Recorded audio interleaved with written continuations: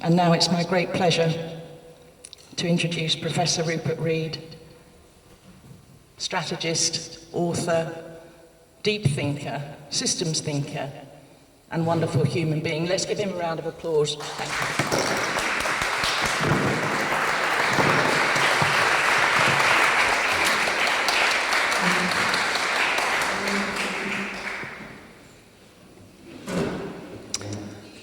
What if I were to say to you, be hopeful, be stubbornly optimistic.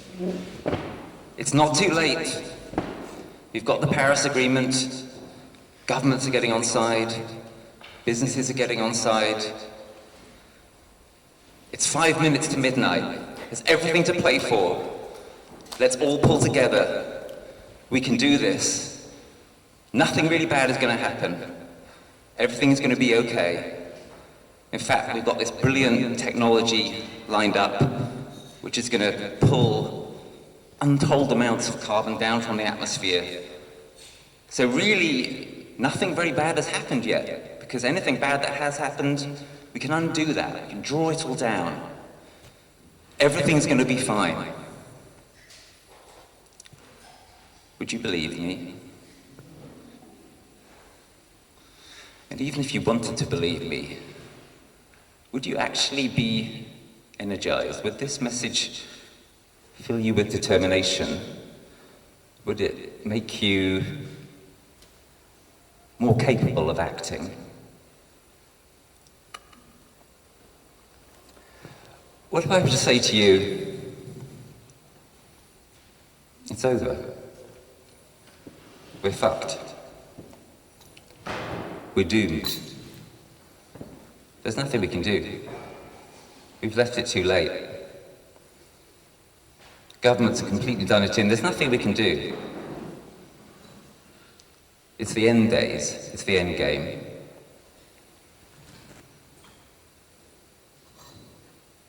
Would you believe me?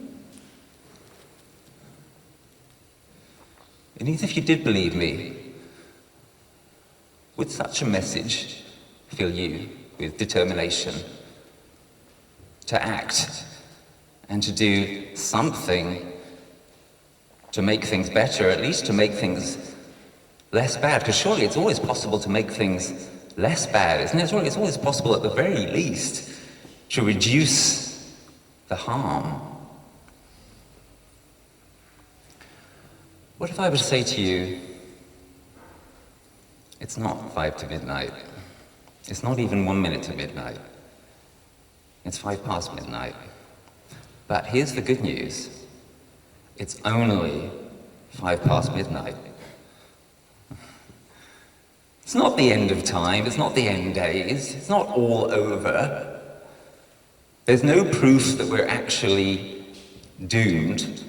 There's no proof that human beings are going to go extinct, or that there won't be any future civilization. You have been very badly let down. We are no longer in the safe zone. That's true. We are in the age of consequences. Very bad things are happening already. Worse things are going to carry on happening for a long time. The 1.5 degrees that the 5 to midnight people keep talking about, that is gone. We were told that we needed to stay below 1.5 degrees to stay safe. We're not safe any longer. You've been let down. Your trust has been betrayed. We cannot trust our leaders to lead us through this. We may have to do it ourselves. What if I was to say something like that to you? Would you believe me? Yeah. And perhaps even more important, would it be a platform from which you could develop some agency, some sense of what we can do together, some sense of, based on reality, based on a hard look into reality, what we can do together in this situation to deal with this terrible, unprecedented crisis that our so-called leaders have dropped us into. But that gives you some sense of a potential collective agency and perhaps of determination to do what we can. Good, because that's what I'm going to be telling you. That's where we are. It's 5 past midnight, but the good news is it's only 5 past midnight. The Pollyanna people, the 5 to midnight people say, it's not too late. The doommongers say, it's too late. But neither side asks the requisite question. Too late for what? And not too late for what? So there are plenty of things it is now too late for. Yeah, that's true. It is too late for a smooth transition. We are in for a very bumpy ride. It is too late, tragically and appallingly, to stay in the safe zone, to stay below 1.5 degrees. It is too late to trust that others are going to sort this out for us. It is too late to outsource this to the so-called leaders. And in fact, even some of the scientists have let us down because they've been pretending that everything is going to be fine and the process can be trusted. And actually, it's too late for that. But there are many things also that it is not too late for. It is not too late for there to be a human civilization that can be sustained. It is probably not too late for us to transform this civilization into a better one without enduring collapse. It is probably not too late to stop us going over 2 degrees of global overheat, which will be a lot better than not stopping ourselves from going over 2 degrees of global overheat. It is not too late, it is never too late to reduce harm. It is never too late to do the right thing, regardless of outcome. We can't control the outcome, but we can control how we act, we can control how we behave towards each other, we can control what we attempt to do, what we aim for. It's never too late to do the right thing. It's never too late to preserve our dignity. It's never too late to work together for a better future, or if not a better future, at least a less bad future than will otherwise come if we don't act together. So whenever you hear anybody say, it's too late, or it's not too late, make sure they specify for what, because that's where the real questions begin, and that's where the real work begins. Letting go, sometimes very painfully, of the things it is too late for, and striving with determination together for the things it's not too late for. So that is where we're at, and that is why we're here today.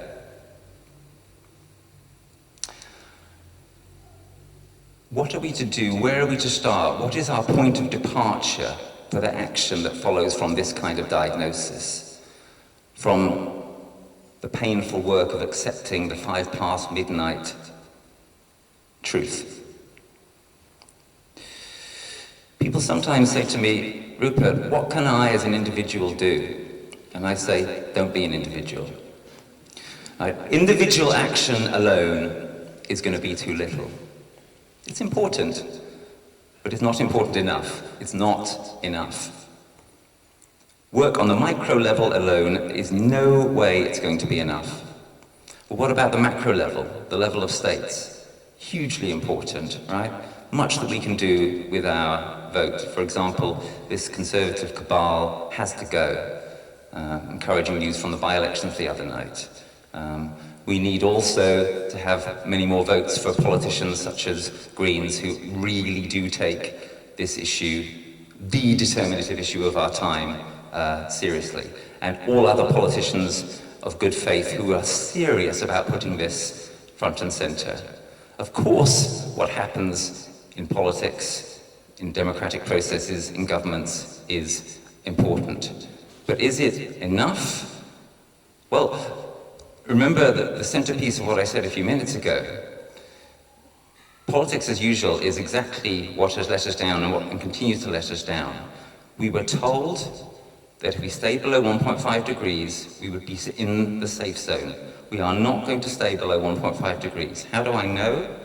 I'm an IPCC expert reviewer, and as you may have heard in the recent IPCC reports, they said, we need, quote, deep and immediate cuts worldwide to stay below the 1.5 degrees target. And when they were asked what they meant by immediate, they said, starting this year. What is happening this year? Britain, we still have the COP presidency. We're ramping up fossil fuel production. America is ramping up fossil fuel production. Biden has given more licenses for new fossil fuel production than Trump did. Russia, unsurprisingly, is ramping up fossil fuel production. Some European countries are making some encouraging moves to move away from their fossil fuel dependency, but it's nowhere near enough. Deep and immediate cuts worldwide are no more going to occur than Trump and Boris Johnson are going to convert overnight to Buddhism. That is the reality of the situation.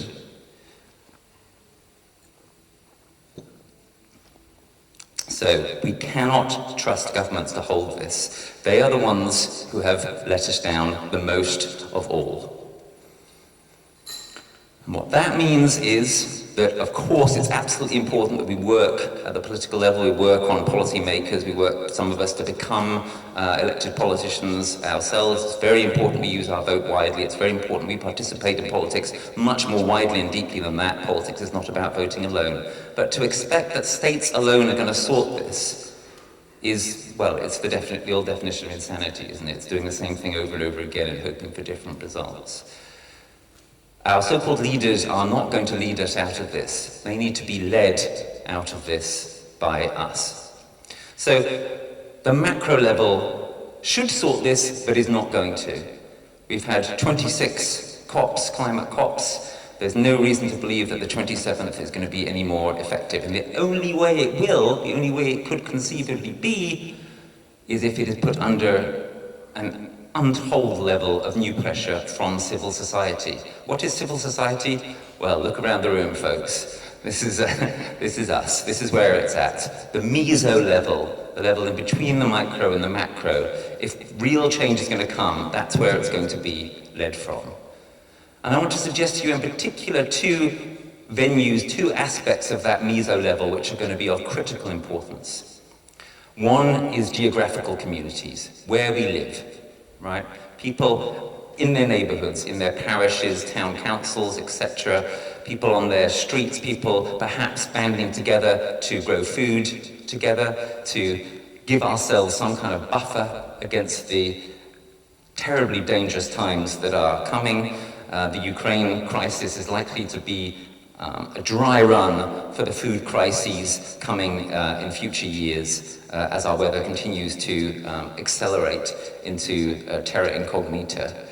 We need to be organizing where we live together as we've never done before, at a scale that we've never done before. And it's very encouraging that that is going to be, as I understand it, the #1 topic here this afternoon, and that the speakers who follow me will be talking quite a lot about that. What we do together where we live is going to be potentially determinative of whether or not we have a future. And the other area is where we work. And I think this has been the most neglected of all, actually. Our labour power, our power as professionals, some of us, our power as business people, some of us, or our power through professional organisations, through trades unions, through business councils, through round tables, Federation of Small Businesses, etc., etc. Many of you in this room have some kind of power under that heading. Nearly all adults still today spend half of their waking hours during the week at work. They might be at home while they do it, but they're at work. We're at work. If we're working from home, we're still at work, right? Workplaces are a huge, huge opportunity. There are so many aspects of them that have to be transformed. One of the reasons why geographical communities are absolutely critical is because they are the way we can bring home to ourselves and to other people the vulnerability, the unsafety that we are now in. If you just talk to people about 2050, about mitigation, about reducing greenhouse gas emissions, it still sounds an awful long way off to most people. If you start saying to people, you know what, we're going to grow more food right here, right now, together, because we're worried about the vulnerability that we're entering into with Ukraine, with these weather crises that are exploding, with the growing instability around the world, partly as a result of the endlessly ramping up climate crisis. If you say that to people, and if you show that you mean it by actually doing it, then a mind bomb starts to go off in people's heads. Wow, it's really happening. People mean it. They mean it. They're not just talking about some far-off distant date. They're talking about now, and they're doing something about it. It changes people's minds. The same applies in businesses. There's a whole agenda of adaptation and resilience for businesses, for institutions, for workplaces. How reliable is your supply line? How reliable are your premises? Yeah, I was speaking recently to a green-leaning food business. They had an interesting experience last summer in the brief heat wave you may remember we had last summer, quite severe heat wave. They're a food business, right? They rely on refrigerating things and transporting them and so on. They found out that their air conditioning cut out at 34 degrees centigrade. It just simply stopped working at that temperature. It's designed to work in temperatures up to 34 degrees. That was an interesting revelation for them. That showed them something about their lack of resilience. This is what adaptation actually means. It's a whole agenda. And then there's a whole agenda of mitigation also for businesses and institutions and workplaces. Everything from where is your work located? What are you doing to reduce commuting? To what is your product? Is it making the world a better place? What are you doing with your profits? What are you doing with your lobbying power? This is absolutely critical. Lobbying is not something that businesses do as a sort of accident or a sort of voluntary additional activity. It's a central part of what they do. Right? It's how they give themselves a good working environment and how they put themselves in a position to get an edge on others. Traditionally, what most businesses have lobbied for is regulatory exemptions, loopholes, lower taxes, etc. Now just imagine for a second that you had a group of businesses and then a large group and then a larger group that were lobbying for the opposite. Imagine them lobbying for a higher level playing field for everybody. Imagine them saying, we want to be taxed more in such and such a way, such that you will act with the proceeds to defend us against what's coming down the track, to help us to mitigate, to help us to adapt. That again would be a mind bomb. That would be a real story. That would be man bites dog territory. Yeah? If businesses were to turn around and say, we are ashamed and furious that governments have let us down. We want you to regulate us better so that together we have a future. So many aspects of where we work that require to be changed. And we can change them. We can change them through professional associations, through trades unions, through stakeholder engagement, through organizing, through activism, through action of whatever kind. It doesn't have to be activism as such. So, geographic communities and workplaces. Those are the two central locales. There are many others, but those are the two central locales, in my view, of what I'm calling the moderate flank. This is what we need now. The radical flank, which some of you in this room probably have been involved with in the last few years, and I was myself, Extinction Rebellion, etc., achieved something fantastic in 2019. Achieved a shifting of consciousness, moved the agenda, made climate denial something which was no longer legitimate in countries like this one, no longer a possible position to take up. But it needs to be followed up. It needs to be followed up by real action at scale. And that's why we need what I'm calling a moderate flank. That's why we need people to take action at scale, in real geographic communities, in workplaces, to make it real, to make it happen, to make those changes. We cannot rely on governments to do it for us, but if we lead from the ground up, then we'll be pressurizing them in the best way that we possibly can, as well as achieving change in the most direct way that we possibly can. Okay, I want to leave plenty of time for discussion, because there's a lot already in what you've heard from myself and from Kim. Before moving towards a conclusion, I want to say one thing which is of critical importance. Some of you will be persuaded by what you've heard. Some of you won't have needed persuading. Some of you will already be there, right? The radical flank I just wanted to say, some people at the back, I think it's because of where the speakers are, can't hear you very well. Okay. So can you pull it down a little bit? Yeah. Say something. Is that better? Is that better? Ah, right. Thank you.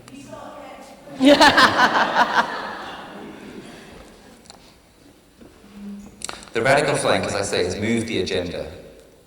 It's made space for there to be a moderate flank of the kind that I've just outlined.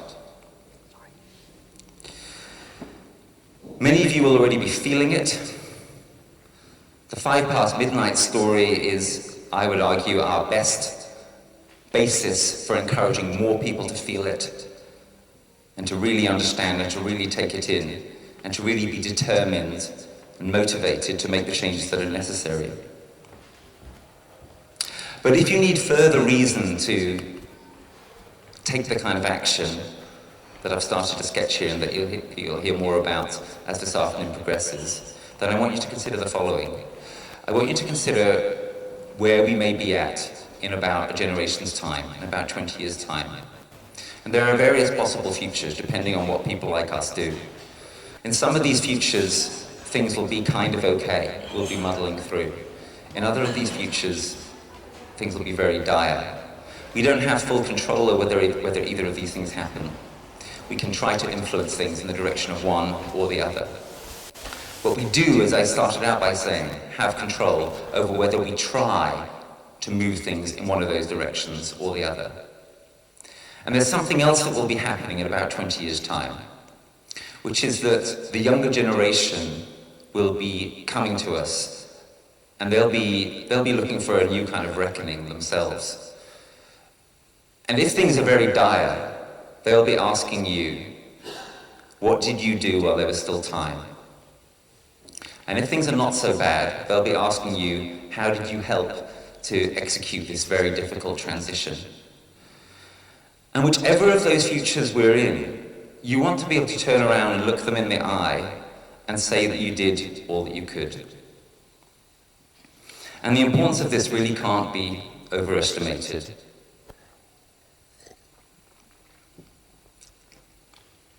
The only thing that our children and our nephews and nieces and our grandchildren are going to be asking us in 20 years' time is, what did you do while there was still time? Or how did you help to make that transition? They won't be interested in anything else. Most of the minutiae of present-day politics, for example, they will have no interest in whatsoever. They will only be interested in this question. And you will either be in a position where you will be feeling ashamed of the inadequacy of your answer, or you'll be in a better position. So that's really what, if you've got any doubt about whether or not to throw yourself into the kind of action that I'm talking about, if you're not doing so already, and if you are doing so already, to take it to the next level, to consider what more you can do by way of putting your body on the line, or putting your money on the line, or putting your time, your commitment, your energy on the line. When you're coming to ask yourself about that, consider whether you are determined to be in a position to not feel ashamed in front of the younger generation. And the alternative is pretty great, actually. The alternative is that win or lose, whether things are really shit or whether they're kind of okay, you'll be able to feel proud. Wouldn't that be just great? To be able to look them in the eye, put your hand on your heart and say, I really did what I could. Whether things are quite good or very shit, wouldn't that be great? To be able to be proud. So what are we waiting for? Thank you.